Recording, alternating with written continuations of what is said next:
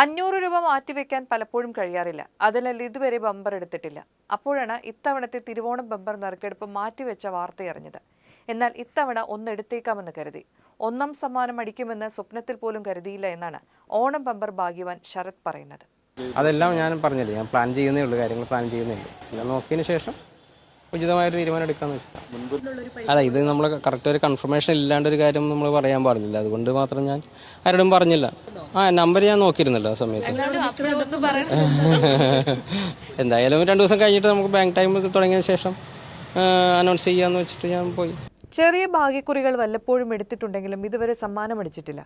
കേരളം കാത്തിരുന്ന തിരുവോണം ബമ്പർ ഭാഗ്യശാലി ചേർത്തല തൈക്കാട്ടുശ്ശേരി നെടുംചിറ വീട്ടിൽ ശരത് എസ് നായർ പറഞ്ഞു. നറുക്കെടുപ്പ് ശനിയാഴ്ച കഴിഞ്ഞെങ്കിലും വിജയ ആരാണെന്ന് അറിഞ്ഞിരുന്നില്ല. തിങ്കളാഴ്ച ഉച്ചയോടെയാണ് 25 കോടിയുടെ ഉടമയെ പുറംലോകം അറിഞ്ഞത്. കൊച്ചി നെട്ടൂരിലെ പെയിന്റ് വിൽപ്പന സ്ഥാപനത്തിലെ ഗോഡൌൺ ഇൻചാർജാണ് ശരത്. ഗോഡൌണിലെ നിറക്കൂട്ടുകൾ പോലെ ശരത്തിന്റെ ജീവിതവും ഇനി കളർഫുള്ളാകും. സ്ഥാപനത്തിന് സമീപത്തെ കടയിൽ നിന്നാണ് ശരത് ടിക്കറ്റ് എടുത്തത്.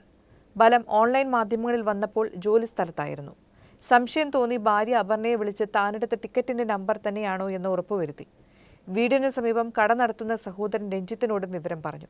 പിന്നെ 2 ദിവസം രഹസ്യമായി സൂക്ഷിച്ചു. തിങ്കളാഴ്ച രാവിലെ നെട്ടൂരിലെ ജോലി സ്ഥലത്തെത്തി അവധി പറഞ്ഞ ശേഷം തുറവൂർ SBIയിലെത്തി ടിക്കറ്റ് കൈമാറി. തുടർന്ന് ശരത് തന്നെ മാധ്യമങ്ങളെ വിവരം അറിയിച്ചു. പാഞ്ഞെത്തിയ മാധ്യമങ്ങൾക്ക് മുന്നിൽ അമിതാഹ്ലാദം പ്രകടിപ്പിക്കാതെയായിരുന്നു പ്രതികരണം.